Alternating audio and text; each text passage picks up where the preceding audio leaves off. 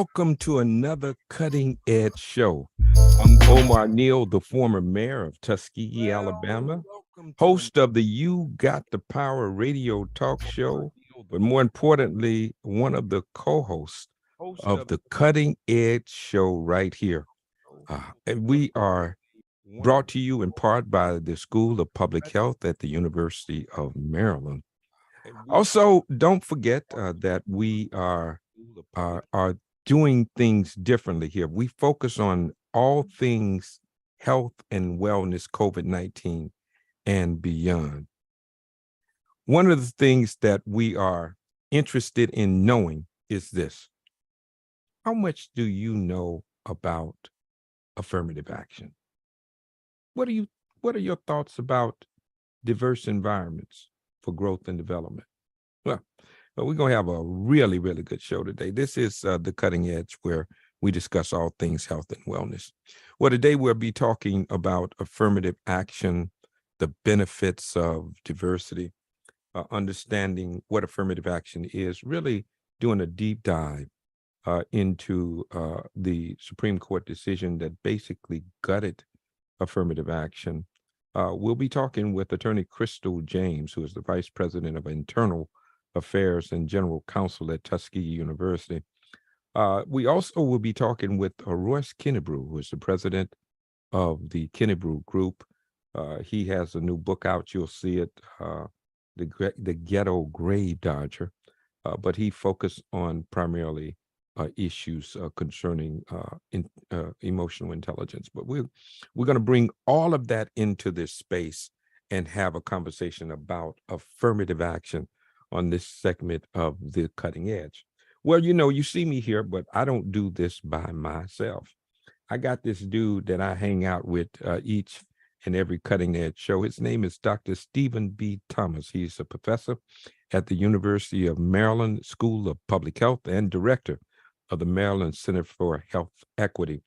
Ladies and gentlemen, please join me in welcoming my brother from another mother, my dear, dear, dear friend, my colleague, my co-host, Dr. Stephen B. Thomas. We call him Dr. T. Hey, Dr. T, how you doing? Hey, Mayor, it's always good to be in the same space with you. And right here on the Cutting Edge, can you believe what's going on in the world today? Not only do we see these spikes in the pandemic, but it's like the progress that we've made, the lessons we learned in the pandemic, folk running back to their corners. But look what's happening more broadly with us as Black people and people of color in this country when it comes to affirmative action. Yeah, Wow. that's going to be really huge, because I think a lot of times when you look at the gains that we made that we thought were permanent, right? When something is codified in law and through the Supreme Court and and stare decisis, it's supposed to be settled law. And we go back and we say, okay, we got this. Okay, now we can work on other things. And then you find out later on that what you thought you had, you no longer have. So we have to start over again and understand how can we make these provisions for fairness and equity more permanent in this country. That's the work we got to do. But Dr. T, we don't do this by ourselves. We got this team behind the scene. We call them our Cutting Edge team, headed up by Meg Jordan, our technical director, Soraya Khan, social media coordinator, and Elijah Pugh Jr., our sound designer. I see you still bouncing to the music. Oh, man, I love that music, man. It has that groove, Dr. T, just has that groove. Well, that you can catch us on all social media platforms, Facebook or YouTube, Instagram, Twitter, and others.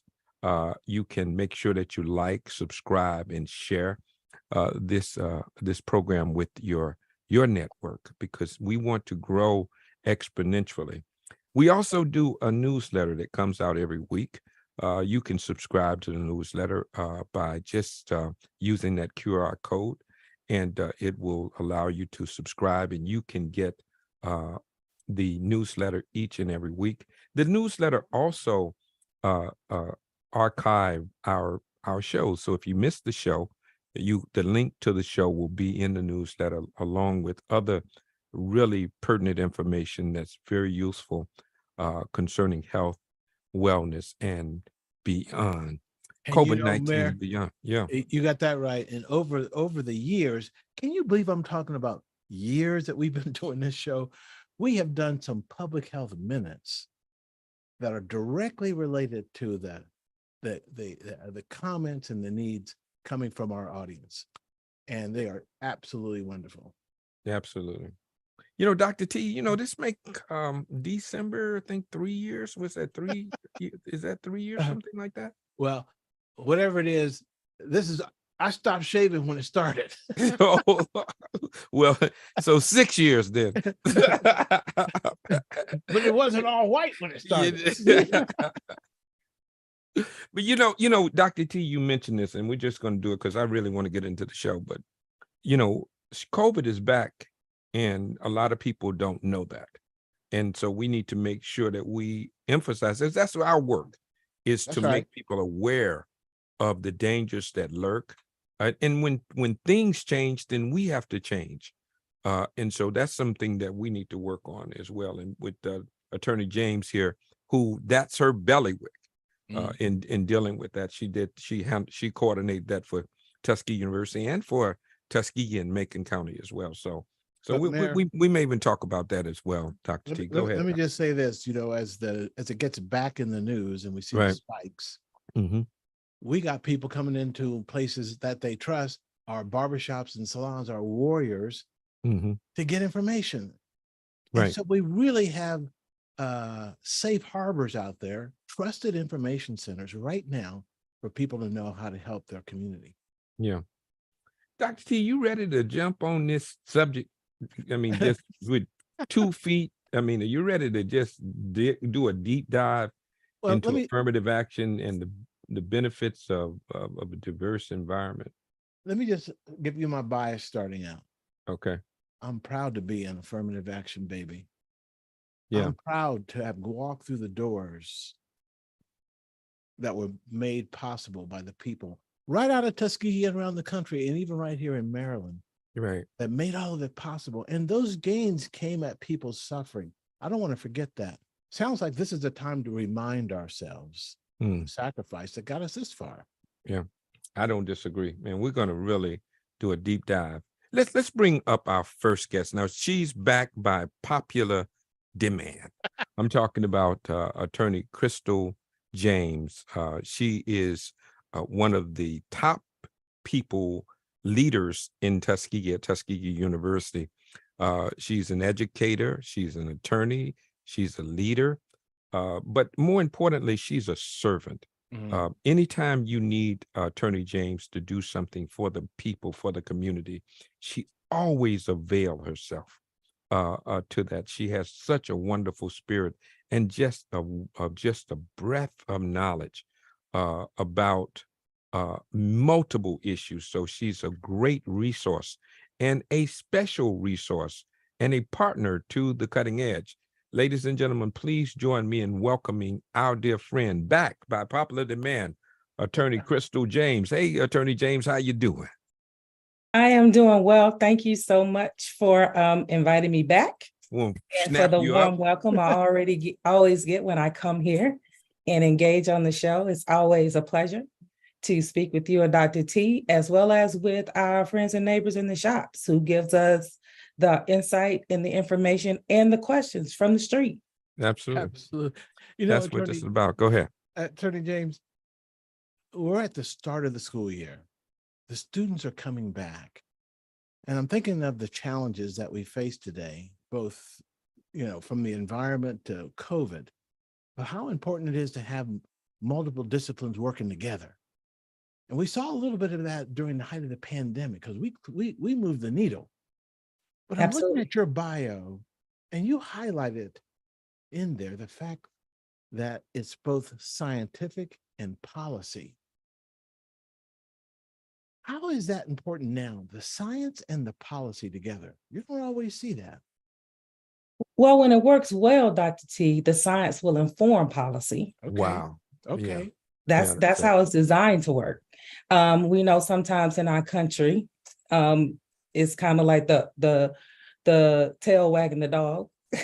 We get policy, and then we try to find science to prove that we were right. Right. But when it works well, we let the evidence actually develop the policies and how we should move, not necessarily who benefits more economically or who favors a particular topic, but actually looking at empirical data that actually includes everyone. Because you can have data, but if you don't ask the right people the right questions, is that good data? And is that really informing you? And will it actually benefit the masses? Or is it just, again, a selected group that is going to give you the answer that you're looking for? And also how you design the question. So all of those are things we teach our students in public health. How to design a good question, how to make sure you're getting the right data from the right sources. And then also to have a hermeneutic of suspicion. Be suspicious of even your own collection. Okay. Right. And be open to criticism, as well as invite people from other disciplines into that conversation so they can show you your blind spots. You can't see your own blind spots. You need someone else to show you what you might be missing. And that may be somebody. And what I found the most is right here in Macon County, I can take it to our health committee or to our community task force, and they would tell me, absolutely, you're so wrong. That is not how that's going to work if you come in our community. So no, ma'am, try again. And I'm very thankful for that. Yeah. Well, you know, we saw science itself come under attack. And to know that it can work in the courtroom, given that many of the gains that we have in the name of affirmative action happen in a courtroom, to know that science can work there for justice. Would you agree?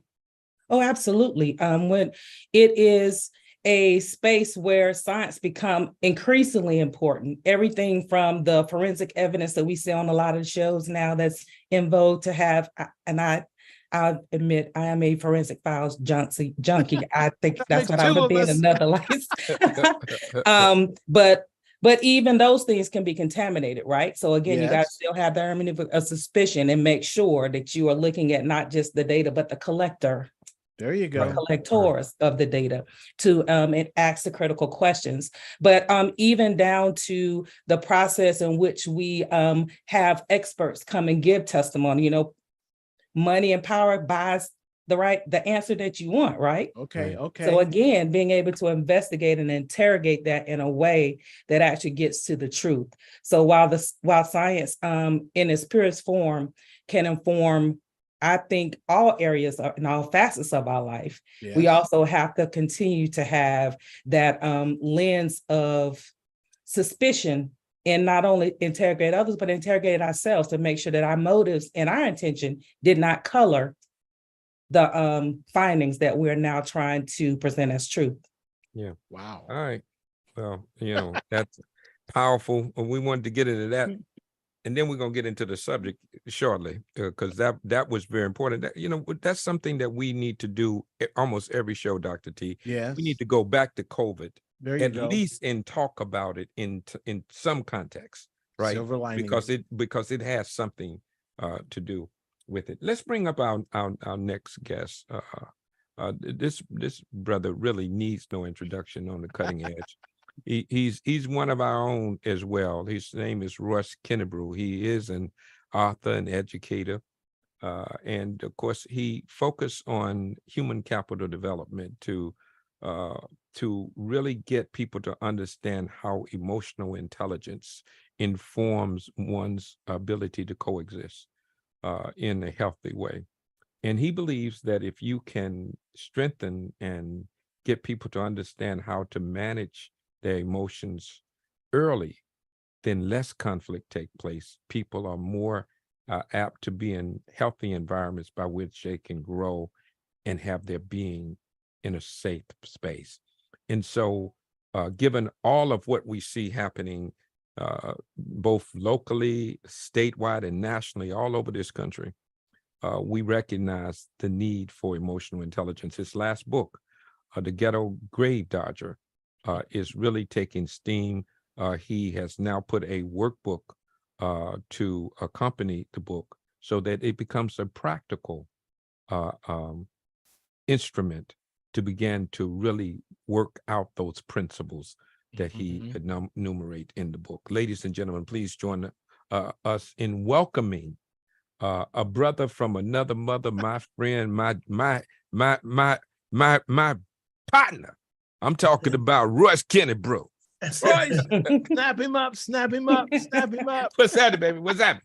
Thank you so much, gentlemen and Attorney James, for having me on this show tonight. I'm really excited to talk about the topic of affirmative action. One of the things that I do concurrently with my work in K-12 education is working in diversity, equity, and inclusion space for a federal agency.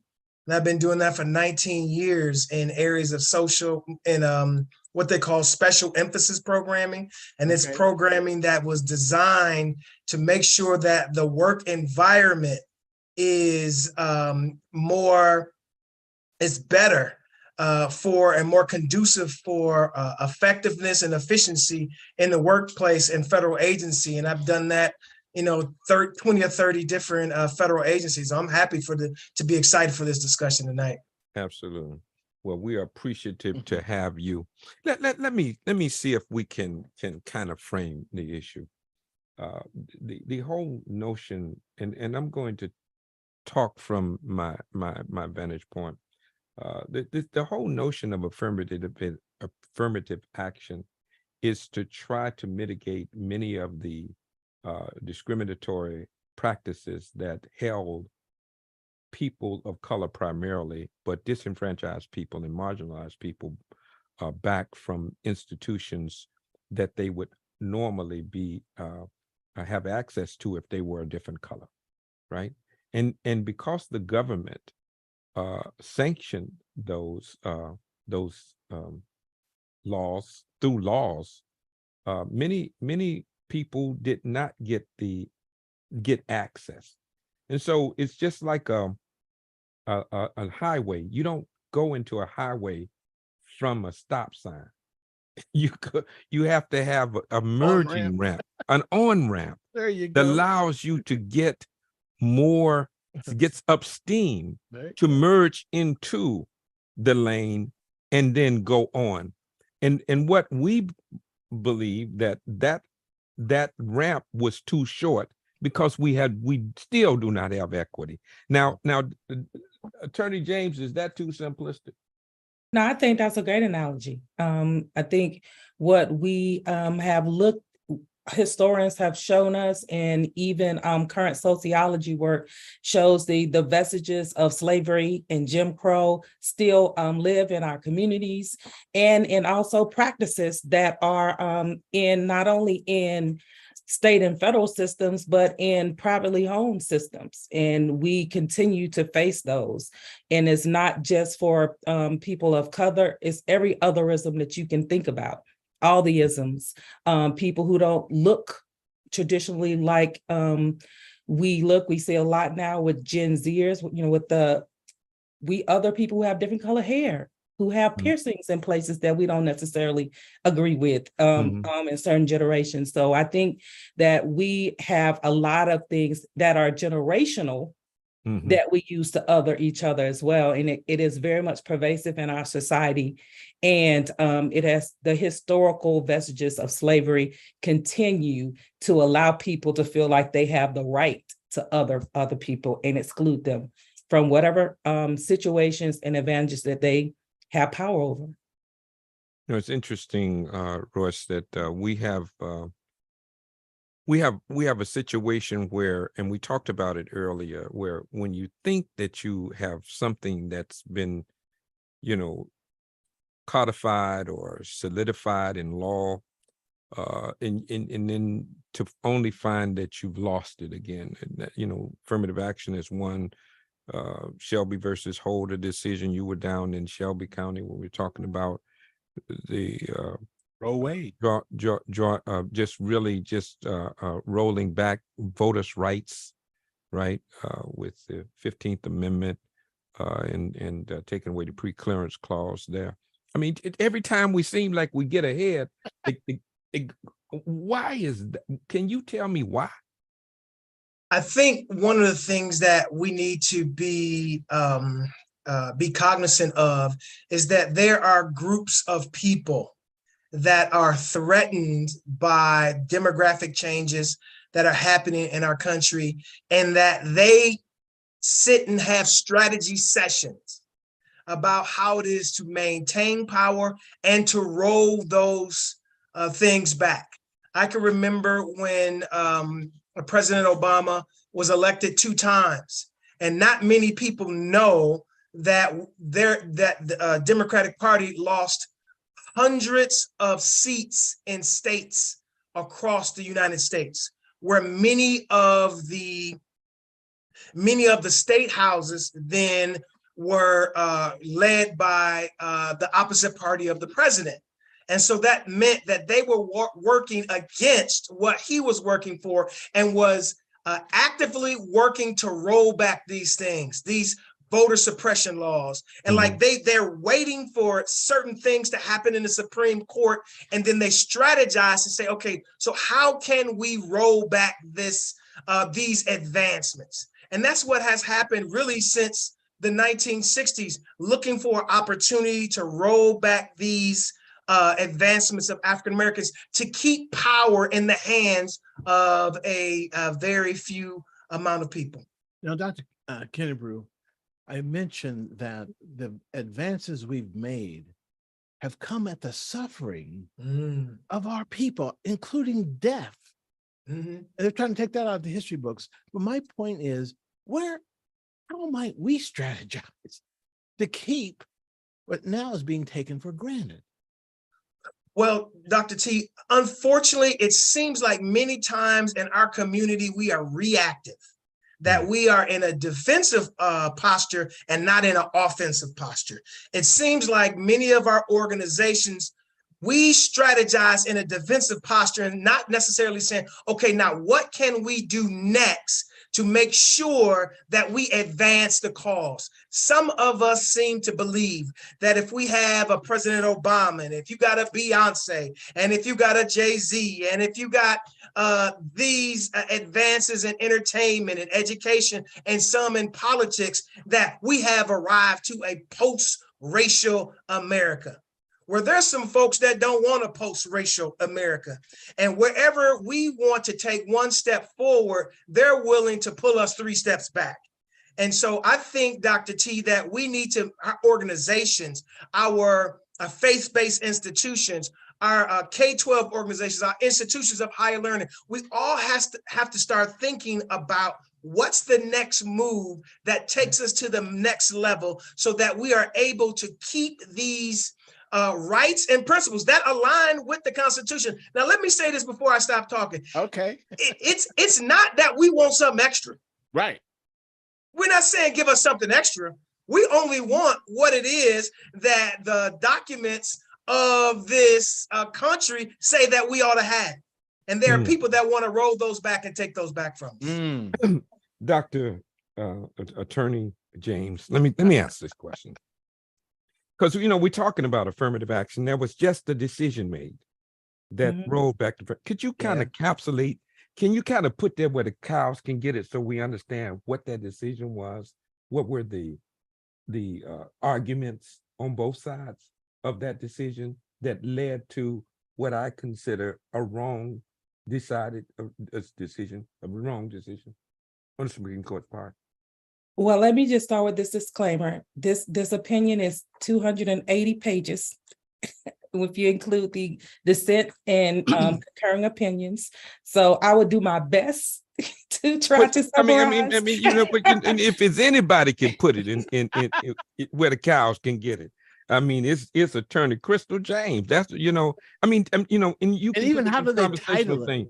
I mean, just let us know what the arguments are. I think I know what the arguments are, right? Right. But we got people who are listening who may have no idea what happened, why it happened, and what the consequences are to it happening. That's what I want you to kind of help us understand. Absolutely. And if I get too far down in the weeds, just bring me on back up. I'll bring you back. Go ahead. Up there. Go ahead. But this was a Supreme Court decision that we're talking about. It's the Students for Fair Admissions Incorporated versus the President and Fellows of Harvard College. And it was joined also with the University of North Carolina, two of the oldest institutions of higher learning in the United States, one private, Harvard, and one public, UNC, so that they covered the basis of what private and public institutions should do and should think about when they are considering race in their admissions practices. Now, Attorney James, I may just ask a few questions along the way. I knew all those groups you mentioned except the very first organization. Right. The very first organization is a group of Asian American students that students for and parents of future students. Wow. Who felt like the use of race was actually a disadvantage for them because they were not considered to be a disadvantaged race in this consideration. And that spots that were being given to African Americans, but for that, they would have been allowed to be admitted into these two old and storied institutions that are subject of the current opinion. Now, again, we know that once the Supreme Court makes a decision, this decision doesn't just apply to UNC and Yale, it applies to all public and private institutions in the United States. And so it is a far-reaching decision, and it does analyze whether or not the practices that were used by these institutions to actually create a more diverse student population violated the 14th Amendment in as well as the Title VI of the Civil Rights Act of 1964 by using race in their admission process. And they targeted their undergraduate admission process specifically for these for this analysis. And it basically held the holding, or what they found is that UNC's consideration of an individual's race violated the 14th Amendment's Equal Protection Clause, which applies to public and colleges and universities. And it also reaffirmed that Title VII requires all colleges and universities who receive any financial assistance, which encapsulates the privates, to comply with the same provisions of the Equal Protection Clause. And it was important that they brought it on this particular statute because, again, it reaches all universities now.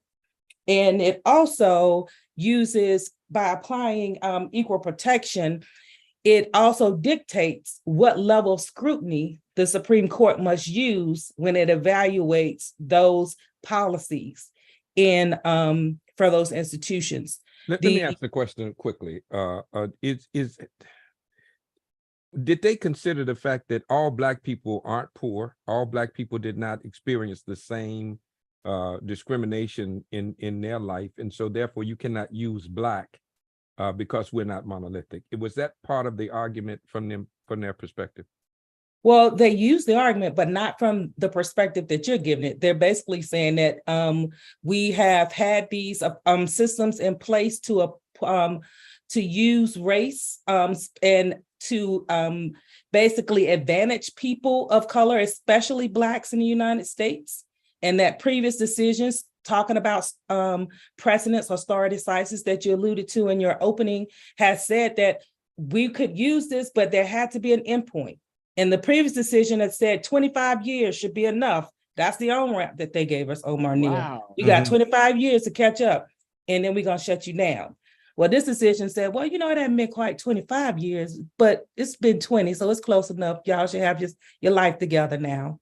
Mm-hmm. And so we think that it's no longer appropriate for race to be considered.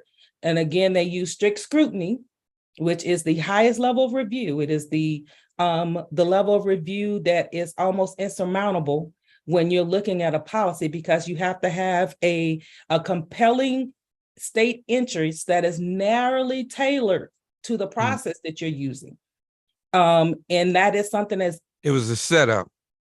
but Attorney James. I'm sorry, I didn't mean that. Attorney James, I'm going to go back to I am just so impressed. I'm doing this for a reason that a group of students, not just any students, got all the way to the Supreme Court, and the result is a ripple effect for us all.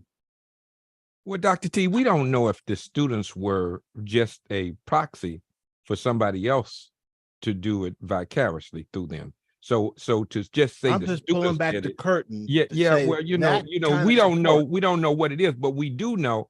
And I think a lot of times we don't realize that we were not always the greatest beneficiary of affirmative action. That's right. As well. White women, right? Is that was correct, Royce? I Absolutely. mean, we're Absolutely.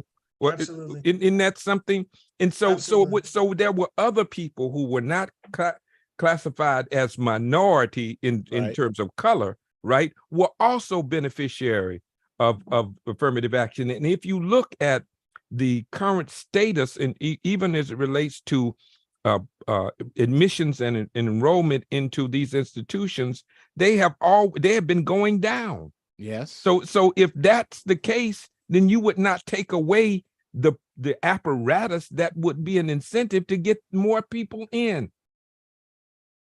Well, it's by design. I mean, so that's what I'm saying. It is by design. And if we don't have these conversations, which they're talking about quantifying, Yes, right? and science. Right? In science, then just look at it. I think there was a university in California which that once they took away affirmative action, Right. yeah, enrollment. What was it, Attorney James? No, I thought you were making reference to the Baki case in UC Davis. That's right. That's what it was. Right. Mhm. And they saw a precipitous drop in enrollment after that took place.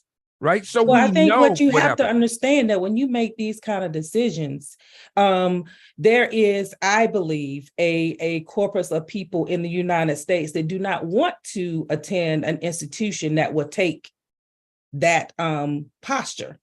And so what you do is now you have people who are making different choices. And I think that is going to be one of the positive impacts of this particular case, because institutions like Mother Tuskegee that I happen to serve, You can say it loud. I mean, is, just say it you know, again. we have been providing a world-class education to a diverse population of students since our inception. There you go. You know, our first principle has always set our standard on excellence, civility, respect, trust, and accountability. And those are things that all people can get behind, no matter what your race, nationality, your gender, your sexual preference, all those things, all those otherisms that people tend to separate themselves by. When people tend to want to go to places where they will be accepted no matter what their ism happens to be. And I think our institutions of higher education, we have a moment here to step into the spotlight and say, hey, you are very much welcome here. And we have proven programs like the only veterinary medical program in a school in an HBCU that has produced more than 75% of all Black veterinarians in this country. All right. That's ready and willing to educate you. That's right. And provide you with the opportunity to move forward in your profession. And we have them at Morehouse School of Medicine, Meharry School of Medicine. All right. We have them out at Drew, across, no matter where in the country you like to go. There are institutions that are available and ready to accept you into their program. You know, Attorney James, you are absolutely correct. Let's legacy admissions is still intact. Now, what is that? That is absolutely, you know, so that seems to be, you know, a contradiction, right, to what that particular Supreme Court decision is saying. And if they were going to do away with affirmative action, looked like it would have been more broad sweeping to take away any advantage other than this notion of content of your character, right? If you will. Russ, help me out with that. Come on. Well, historically, I'm glad you brought that up. So I want to shed a little light on this because the idea of legacy only comes into in the admission process at the beginning of the 20th century. What occurred? As they would say in the beauty supply places and the barbershops, what had happened is that the admissions of Jewish students to Ivy League schools had reached a level that some thought was uncomfortable. In the beginning of the 20th century, to the Harvards, to the Yales, to the Princetons, to the University of Penns. And so they put in the idea of legacy to give a benefit to those who had fathers and mothers and grandparents who had attended those universities, and to give a disadvantage to those who did not, because they weren't allowed to attend the universities. That's why legacy is such a disadvantage for people of color. If at any time during the history of your institution, you didn't allow women, or you didn't allow African American, or you didn't allow Native American, you have that just then given a benefit to those who have, because they have the ability to receive legacy points on their admission, and you don't. Wow. I did not know that history. Yeah. On the origins. And the anti-Semitism behind it. Yeah. Dr. T, when we really unpack this, which is what we're doing today, right? We'll understand that this is steeped in racism, right? And if you don't understand racism, then anything else you think you understand will only serve to confuse you. That's why it's important that we have these very, very candid conversations. Now, a couple of things I want to do. I want to do this early. I want to do a post with the word cloud, and so we can get that out of the way. Give Meg a chance to do this. Dr. T, tee it up. I've always done this thing at this moment in the pandemic, and my only modification is it's no longer a worldwide emergency. But guess what? It's ticking up. And whatever this new normal is, what word best describes how you're feeling right now? Now think of that word and then put as many words as possible in the chat, and we're going to build a word cloud. And those out there in social media land, just use the Q&A box. And for the next 60 seconds, we're going to build a cloud. The more people who say a word, the bigger the word will be. And let's get a pulse beat on where people are today. Don't worry about spelling. We got you. Yeah, don't worry about that. Yeah, we got whatever you say. We can interpret it. We got a master interpreter. Mary, you know what's striking me about this conversation that I didn't really fully connect is that by removing the history from the books of our youth, these touch points, these inflection points, here's how we became a more perfect union points, are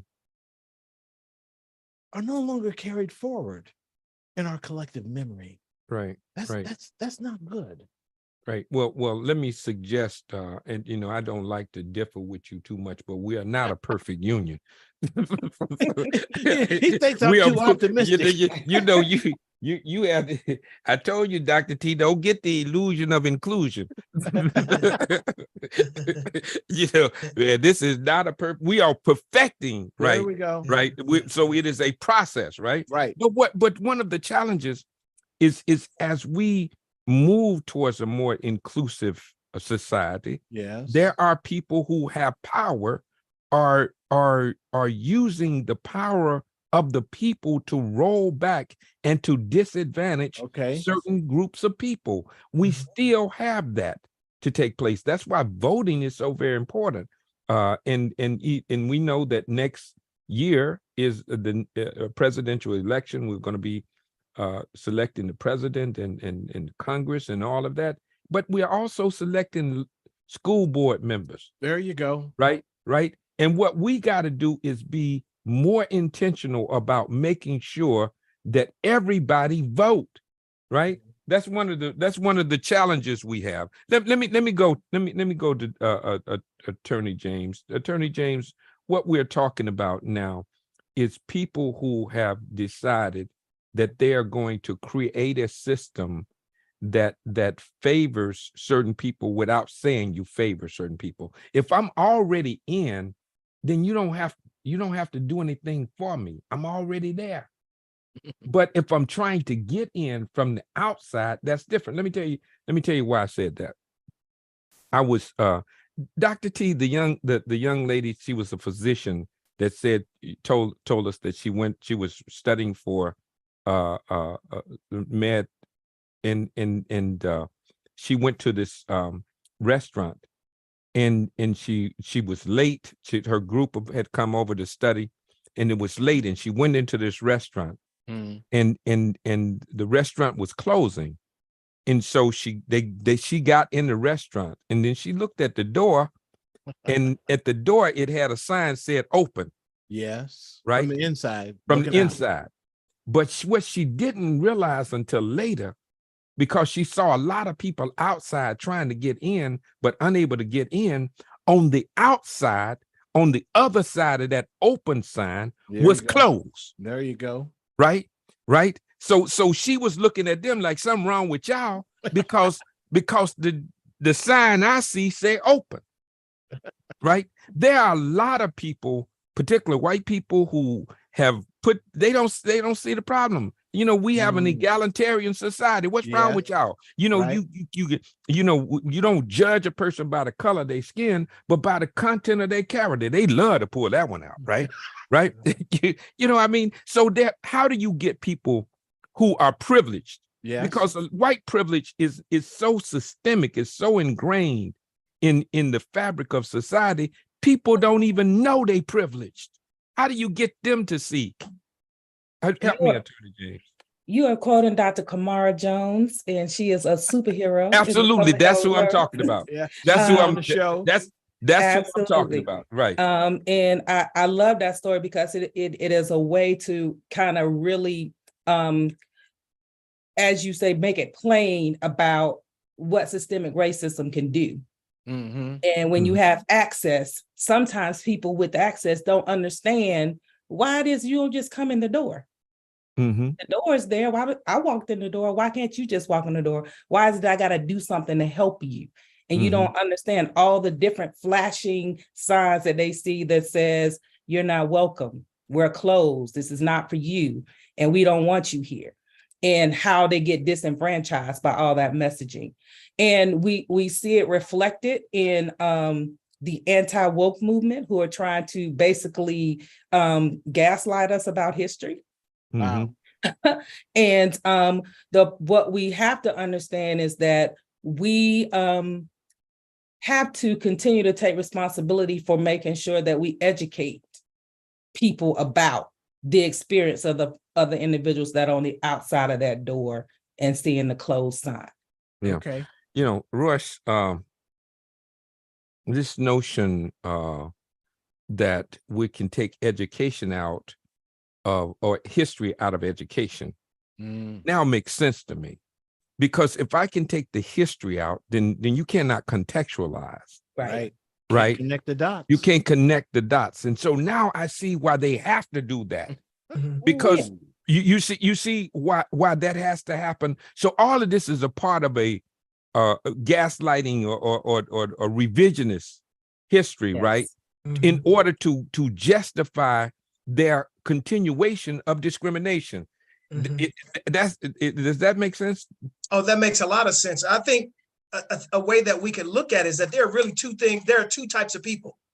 There are those that are consciously, actively afraid of the demographic changes that are going to make African American, Latinx, Asian people, people of color, the majority, and then that consciously work against it. And then there are people that are talked about in a book written by some Harvard professors called Blind Spot, The Hidden Biases of Good People. And there are people that do not know that what they are doing is racist. I'll give you an example. There was, and this is in a little bit in Attorney James' wheelhouse, there was two briefs that were with, it was one brief but it was given the name of a traditional white sounding name and a traditional black sounding name. And then it was given to C-suite attorneys to critique the brief. And the black sounding name was critiqued worse than the white sounding name, even though it was the same brief.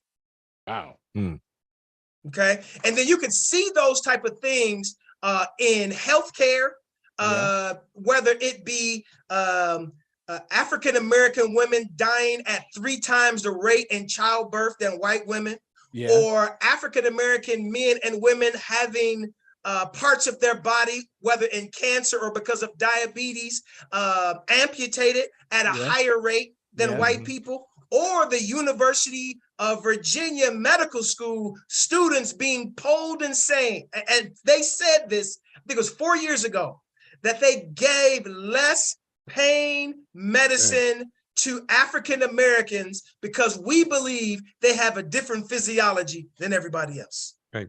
And the number of hysterectomies that are done to Black women versus other people. So let me move into this, Attorney James. The implicit bias that's inherent in any institution because we're dealing with people, was that taken into consideration in this decision?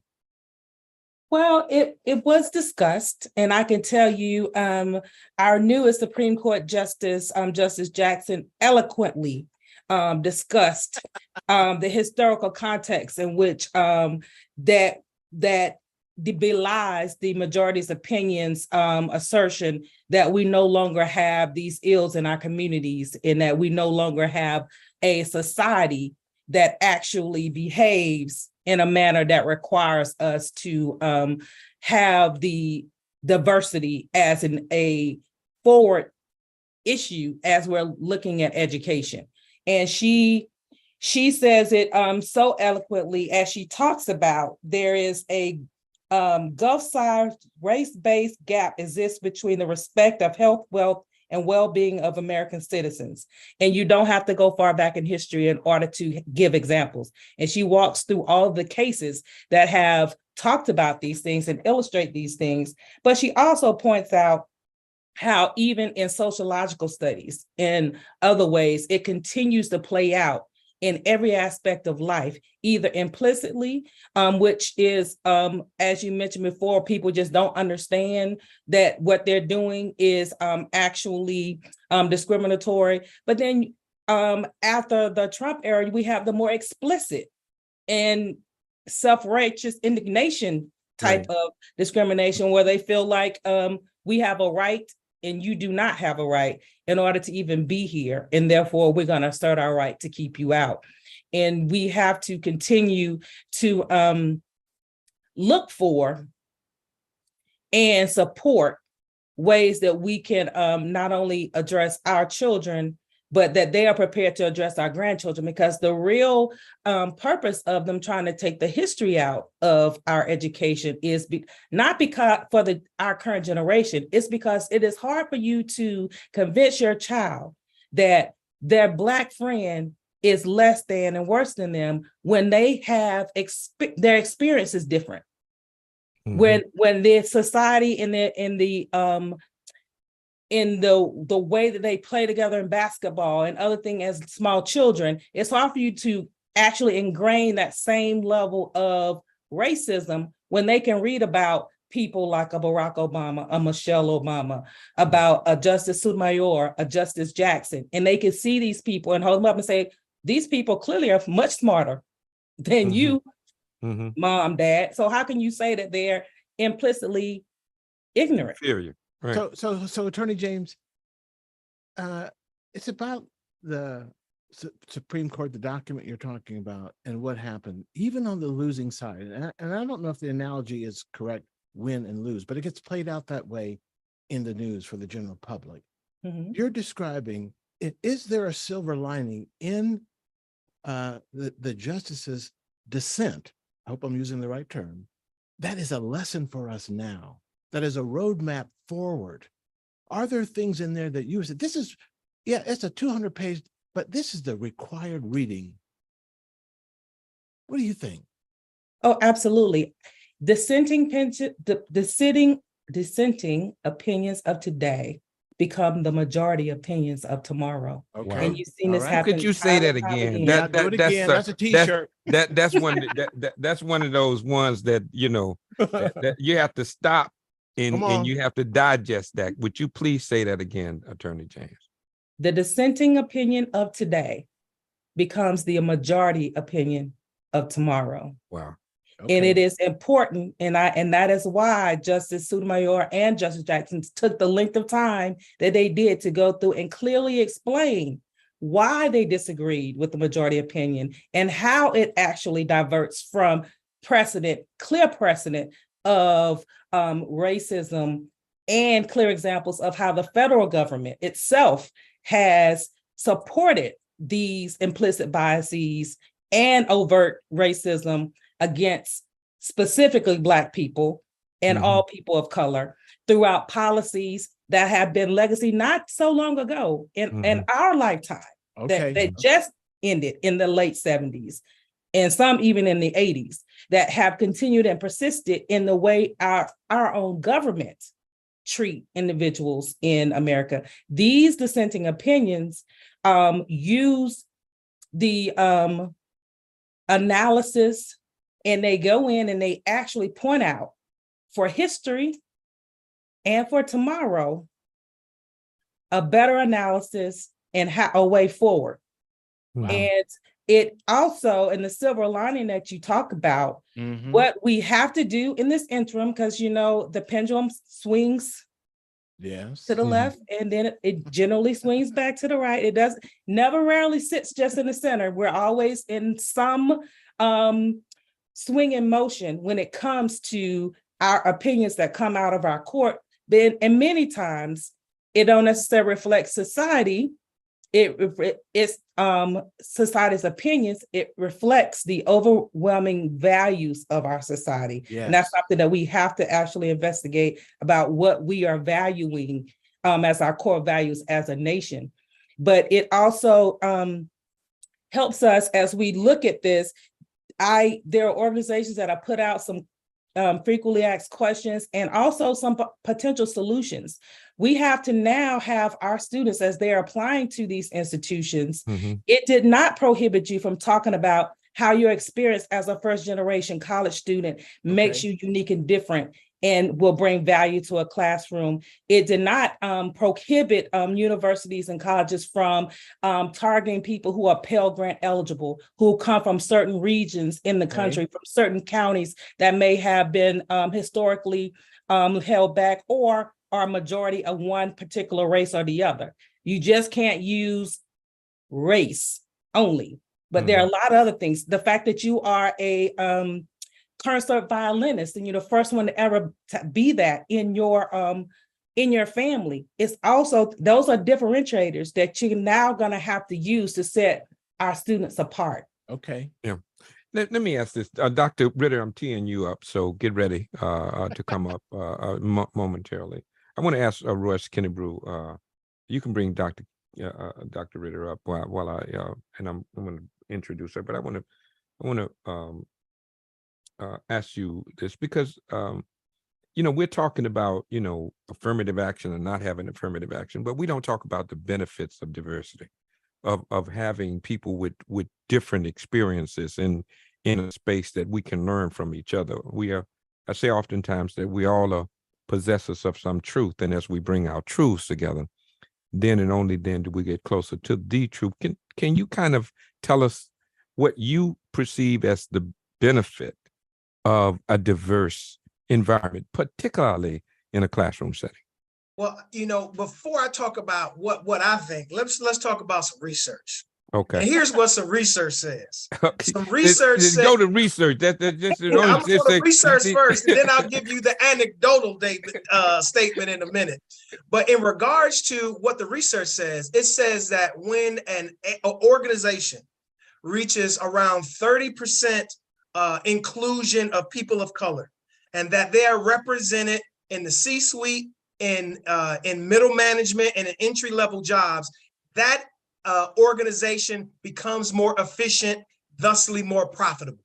Wow. It is research that shows that diversity, equity, and inclusion at around a 30% rate whether it be a school, whether it be a for-profit agency or nonprofit, that organization becomes more efficient. Now, as a K-12 educator and trainer and all that good stuff, I know, and we know, that the wider the breadth of experiences of the people that are in the learning environment, the more wealthy, the more healthy, the more, I guess it could be more rich the discussion is in those educational experiences. And so, when I was a classroom teacher, they would, if I was in Florida, I'd be in jail right now because you have on stripes or green orange jumpsuit now by now. because what I would do, I would do this. What I would do is I would look through the social studies curriculum. Yes. And when the social studies curriculum did not talk about people of color, I would find the people of color that were making contributions, and women that were making contributions in our country, in our state, and in the world during that time period. And people were like, what? Who's Robert Smalls? What? Who's the Crispus Attucks? What? We never heard of these people, right? And so that's what the problem is. This, the problem, I believe in my heart, this is anecdotal, I believe in my heart that most people are good people. Yeah. And if you see somebody starving, you're gonna send some money. If somebody got burned out of their house, you're gonna help them here. If there's a flood here, we're gonna send this. And I believe that when George Floyd happened, yes, and Black people and white people and gay people and Muslim people and Baptists and all of these people came together, that it terrified a political party that was used to using division and derision as a political advantage to keep power. They saw it coming together. And so when that happened, then you notice that it wasn't after that summer happened, that next fall, here comes the discussion of critical race theory to divide us once again. Which has been so mischaracterized by the people who try to use it as a weapon. But it's been working. Yeah. And we need countermeasures. Yeah. Well, and I'm thinking and hoping that some of our countermeasures can be effective in a different space. Yeah. Like the pandemic demonstrated, that was another time we came together across a whole lot of different lines and boxes to save lives. And I think there could be more progress made there. And this is why the dissent is so important as a roadmap forward. Yeah. Dr. Carol Ritter, she's our resident gynecologist. She has been with us for years now. She's a part of this cutting edge show, an integral part. We love Dr. Ritter so much. She gives perspective because, not only is she Caucasian or white, but she is a person who deals with people, just as the barbers and the stylists. She has a business as well. So she interacts with people of diverse backgrounds. So, this notion of zero-sum game, Dr. Ritter, it's always puzzled me that somehow if I gain, then somehow other people feel like they lose. Why can't we come to this win-win perspective? Can is that possible in your perspective? What kind of a game would that be? You have to have a winner and a loser in every game? Wow, that's right. That's interesting, Dr. Ritter. Isn't that something? Well, I'm actually a product of affirmative action too, because when I went to interviewed for medical school, the interviewee, the doctor, actually asked me what I thought about the Bakke case. It was going on at the time. Okay. I never thought of myself as a minority. Women are 51% of the world. Holy crap. So I was definitely, I wouldn't be here if it wouldn't be for affirmative action. And then when I got into medicine, you can see the science is delayed. by decades before it gets to the people. It's probably the same way with policy, right? Science affects policy. It's decades before it actually gets to the people. And so I saw, the imbalance in my field of gynecology and fight with it all the time. We don't have the data though, because the data that pharma uses is the reference white male. So women's medicines were delayed. And then when you do get medicines like birth control pills, they don't pay for them. They don't put them over the counter, which they just recently did. First time, the last developed country to put birth control over the counter. And they pay for Viagra, but they don't pay for birth control pills. So, this has been a constant fight of equity. I for knew me, you for would women. go there. I knew you would go. He's on the front lines. Then she go skate right by. They pay for this, but they know you should keep going. I saw you when you pulled up. You didn't have to blow. Bring it up. Go ahead, Dr. Ritter. Go ahead. But this is otherisms. I love that phrase, Attorney General, is because Attorney General. I'll elevate you. Basically, you're others until you're included, and then you're no longer an other. So this is basically the end game that I'm looking at is eliminating otherisms and inclusions, and everybody will win in that. And we include all of our data, because the barbers and the stylists data need to be in healthcare. It's not in the hospital. They're getting it out of the hospital. They need to go into the community and collect the data for our drugs and our research, our science, everything. So we're collecting it here through the pandemic, with all of these recordings and AI. So I have hope that our otherisms will lessen when we include these conversations from the chair. And I've been including them from the stirrups. Right. Now, you're with MedChi. Make sure that people know what MedChi is, because that's a resource that we use to bring in the medical industry into these conversations. So tell them a little bit about MedChi. MedChi is a medical society. It's a political advocacy organization. So it keeps track of the legislation in the state of Maryland. Every state has a state medical society, and some of them are more active than others in the policies. Our state now, from my point of view, we're a sanctuary state in Maryland.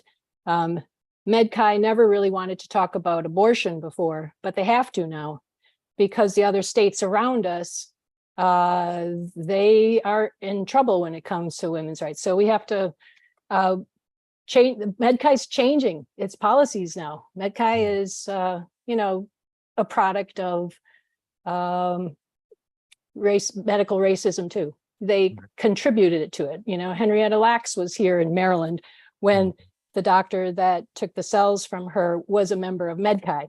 Right. So it's a lot of progress that they made, but they work for, in the legislature in Annapolis, help us stay on track.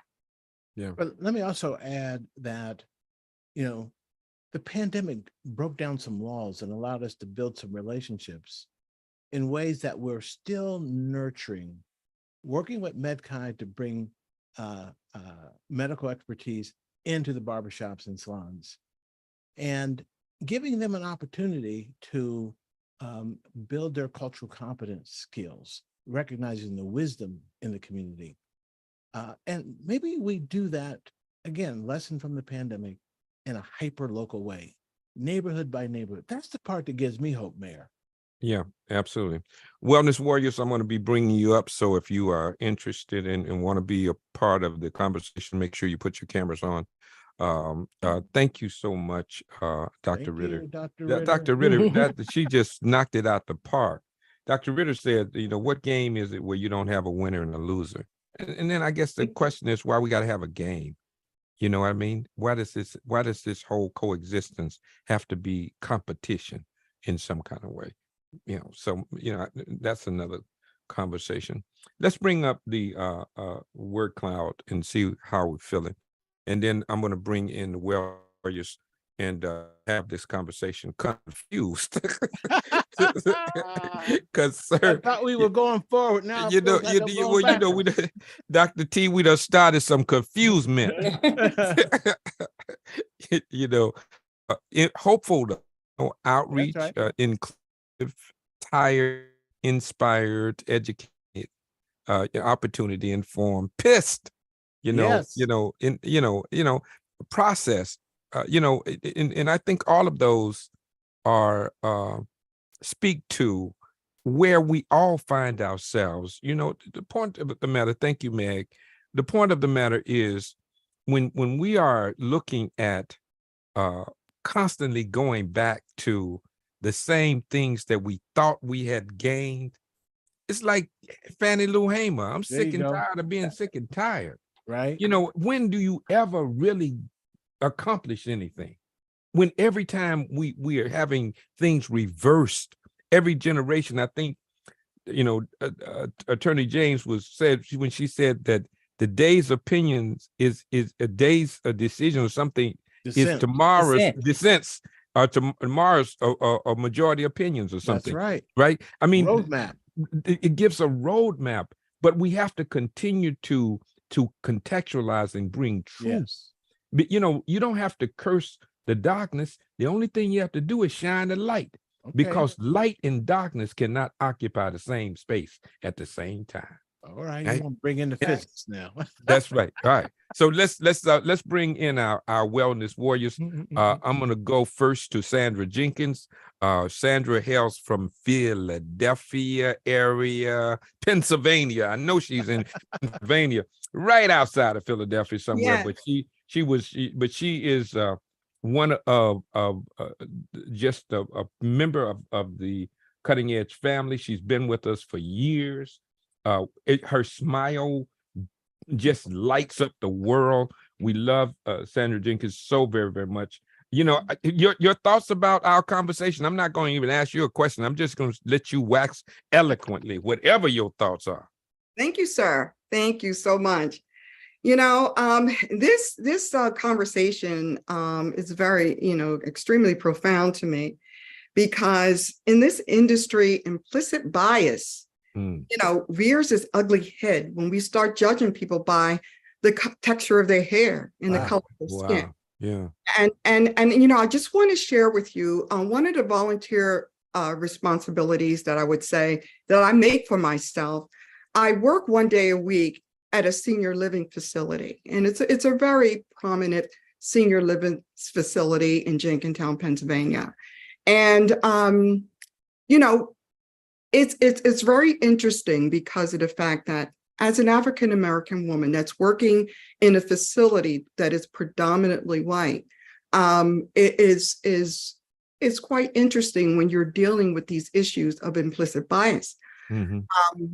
My skills goes beyond just, I would say, standing behind the chair. I made it very important to myself to take it that extra yard, so I can fight against the issues of racism or either discrimination. And so when I foster those skills within into my work, it's very interesting when I see residents and clients, reaching out and saying, well, I would like for you to do my hair because of the fact that I know you can go beyond just the styling. You can treat my scalp and you can treat my hair. And that's, generally what this industry needs. This industry needs stylists that are engaged in the importance of hair care. This is what the industry really needs to really actually grow out of some of these implicit biases, because I believe that people, really want, quality work. They want people to be able to perform, their responsibilities and their job, and the outcomes are very important, because I really find that with this whole COVID-19 issue that is just sort of woven into what we do and how we need to marry this whole importance of COVID-19 into our practices, I think it opens up our opportunities to really break down those barriers. Sandra Jenkins, as I'm hearing you talk about being an African-American stylist serving a predominantly white client population in this facility, would you say that you have found it's such an intimate thing to work on somebody's head, okay? That you actually encountered people that had never had a Black person in that intimate setting? Yes, I That have. you were the first time, and you felt that broke down some of this racism? Absolutely. Because of the fact that I really thank the Lord, I thank God for giving me the gift to know how to cut hair. Wow. And really having that skill down pat is just so remarkable. That is what I really find, that when I have someone sit in my chair that is another race than I am, Okay, very uncertain about, what kind of outcome they're going to have and what connection, what relationship they're going to develop with that person. I can actually see the light at the end of the tunnel. wow. And it's such an enlightening feeling to know that you can see that. That individual that sits in my chair, Yes. really understand them and really touch their human side is really important. And I really find that really breaking down those barriers and really getting into the souls of people and really fostering good relationship, good skills, good practices, and also using your flair of really knowing what the latest, styles and techniques, all those type of things are so really good in this industry. Sandra Jenkins got swag, man. Oh yeah. So I in a nutshell, regardless of where people come from, together we can create a more inclusive and vibrant industry for everybody. Yeah. All right. You mentioned something, because that's important. We if we can start seeing each other's heart, right, and not just the color of their skin, I think we can break down some of these barriers, but we got a long ways to go. Thank you, Sandra Jenkins, for always bringing it, right? Yes. Yeah. Let's go to Pine Bluff, Arkansas. We can't go to just any place in Arkansas. It has to be Pine Bluff, Right. Arkansas, right? You got to get it right? Hey, Dorothy Reynolds, how you doing? I'm doing fine. How are you tonight? Doing wonderful, supersonic. We get into these deep conversations and bring these attorneys and doctors and all these people. But what's happening in the chair, in the neighborhood, in the hood? What y'all talking about? That's what I want to know. Well, that barrier of good hair, that need to be done away with, because all hair, if you have it, is good hair. Well, what about if you don't have it? What's wrong with us? You got a good scalp. Hey, Miss Reynolds, You got others. Like if you have it, and then look it up. I got some eyebrows. Got three bald-headed men on here talking about if you have it. Now, some of that is selective, because when I first met you all, you had hair. Yeah, that's COVID-19 and worrying. There you go. But Miss Dorothy, Arkansas is a place where one of those inflection points happen. Yes. There's rich history there. Yes. And here we are talking. And so you're down there in that part of the country where we're seeing, are you seeing the rollback? Are people talking about this rollback? Or are we still taking it for granted that we've arrived? Wow, that's deep, Doc. That is deep. I think that it's being taken for granted that we've arrived. As you know, we're dealing with the education system heavily right now in Arkansas.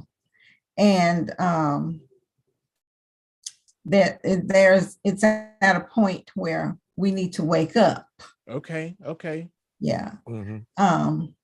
They really trying to take history like Florida, you know, yes. out of the school system, Dr. Kennebrew. You know, Listen, it's huge there and Yes. political, and it's a political thing. Sarah Huckabee Sanders is the female Ron DeSantis. Yes. Yes. Definitely. Most definitely. The governor of Arkansas. That's right. Yes. And Attorney James, I want you to know that part of your message is we need to be at those school board meetings. Absolutely. And I want you to know that Ms. And Dorothy has been out there at those meetings. Yes. Yes. And be vocal if you need to be. Absolutely. As I said, don't just show up. Yeah. Absolutely. You got to also speak up and Right. let them know that not everybody's going along. Mhm. Yeah. Once you know, then you owe. You know, I mean, You So got a you- tip? You got a tip for us, Dorothy? Pardon? You have a tip for your audience when you show Well, up to those meetings? a tip, Yes. be informed. Okay. Be Right. informed. right. Come with Don't- your data. Very good. Don't go on what you heard, know for yourself. All right. That's profound. There we Dorothy go. Reynolds, Pine Bluff, Arkansas. Get it right. Wonderful seeing you. Thank you, Dorothy. Thank I'm gonna you. bring up Andre Russell, Dynamite. You on tap. Let's go to the ATL and let's go into the busiest airport in the United States world kingdom. With a barbershop. with a With barbershop. the barbershop. Yeah, absolutely. Hey, bro, how you doing, man? I'm good. Never forget about the barbershop. There Absolutely. you go. Yeah, but I'm listening to Kennebrew, and he's starting to remind me. I've been around for quite some time, All right. and we are starting to get into different flavors. Like I don't know if any of you guys remember Huey Newton Yes. Mhm. and things like that. Absolutely. What we're entering into from my perspective is we're running into the late 60s, early 70s type of mentality.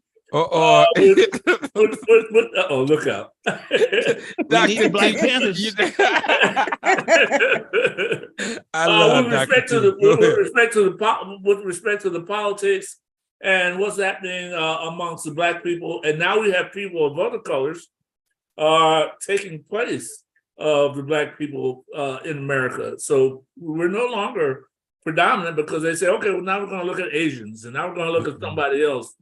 And I'm thinking that pretty soon, as soon as we can organize a group thought, we're going to have another Martin Luther King or someone, let's just say, that's going to pick up the ball and say, we're getting kind of tired of this. Let's go ahead and make everything equal like it should be, and we can start moving forward. Because I really would love that, because I need to open up some more barbershops. So You're an entrepreneur. I mean, Exactly. he's thinking economics, man. Y'all talking about race, man. I'm talking about green. Yeah, Y'all thinking white. I'm talking about green. Let's get some equity in this money. there you go. Exactly. Because the only way That's I what can help out another brother is if I have an extra couple of dollars in my pocket and I'm going to shoot it over there. Yeah, That's the best way to do it. Say the best way to help poor people is not to be one of them. There you go. Hey, wait, I never would have thought of that, but Love you, Andre Russell. love you guys. All right, Mike Dynamite Brown, all the way to DC. Man, what's happening, baby? How you doing? Hey man, how you doing? Good, man. Let me. I'm gonna flip the switch on you, right? Because I Okay. know you can handle this, right? Okay. Right before Dr. King's assassination, he was rethinking this notion of integration, right? He was saying that maybe I'm advocating to integrate my people into a burning house. He didn't know whether or not the notion of integration, which we never had, let's say desegregation, Yes. was ever going to be accepted by the powers at be in this country. Is that far-fetched, or is that where we are now in 2023? I think we're definitely still there. We've somewhat arrived, but not totally. And for me, when you guys were hitting on this topic, it really affects a lot of Black people, trying to get ahead because it's stitched in the fabric of America, the racism part. But for me personally, I get tired of the brothers coming in the barbershop, a certain particular type of brothers that come in the barbershop and blame everything on the white man. And they really haven't done anything to change, their trajectory in life or how they see themselves, how they're going to be in 5 years. When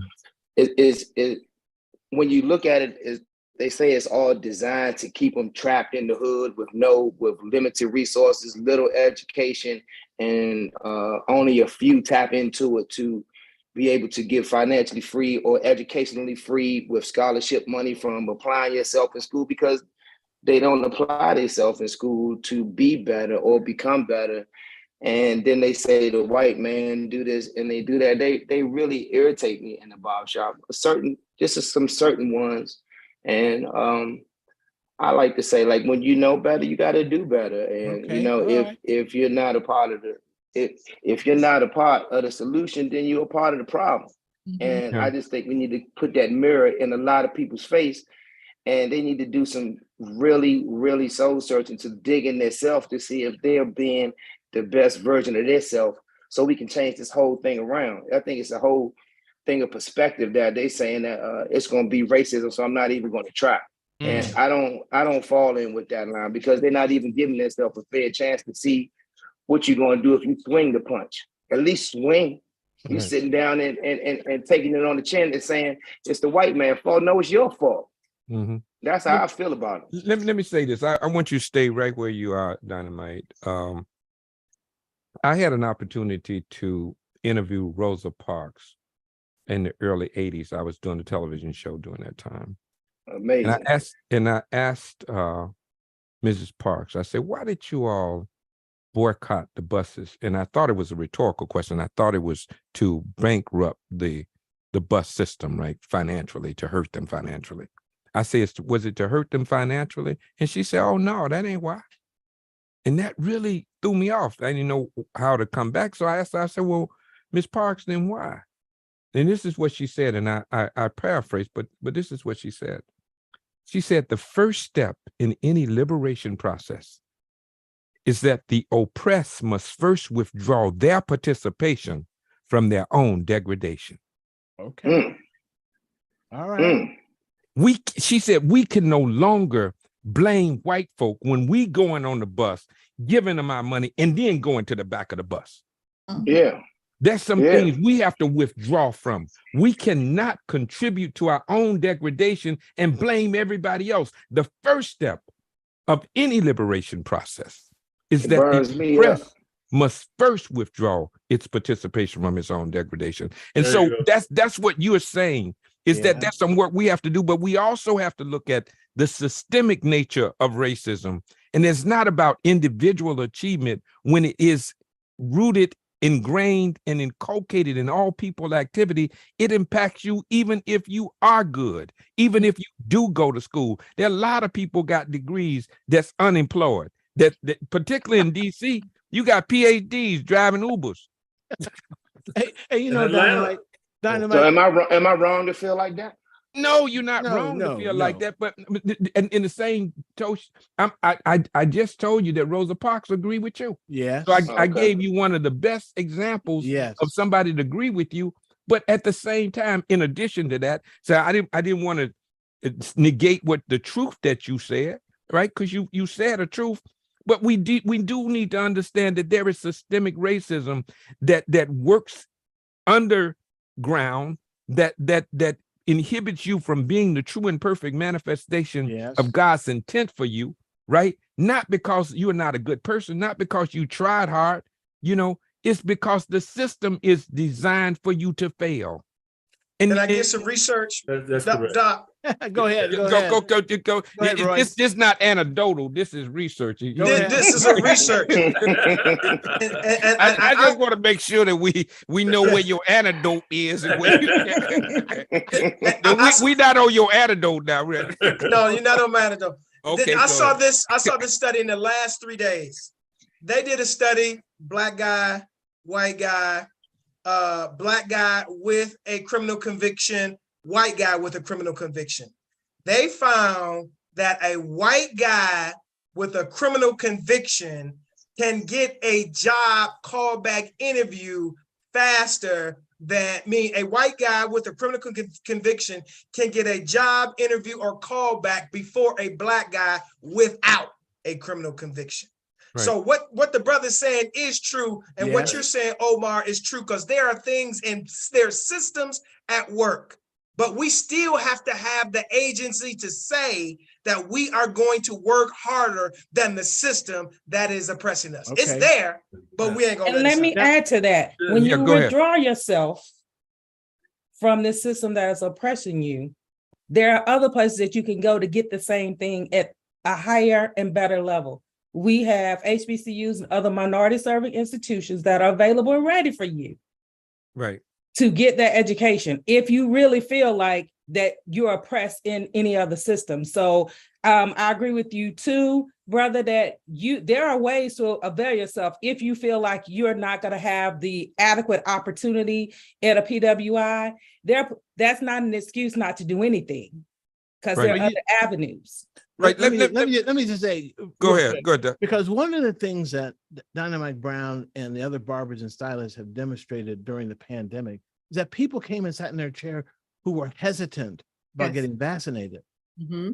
And some of them left hesitant, but vaccinated because of the conversation in the chair. So Dynamite, before you depart, when you got that brother in the chair, I hear the frustration, but you talk about the ongoing relationship.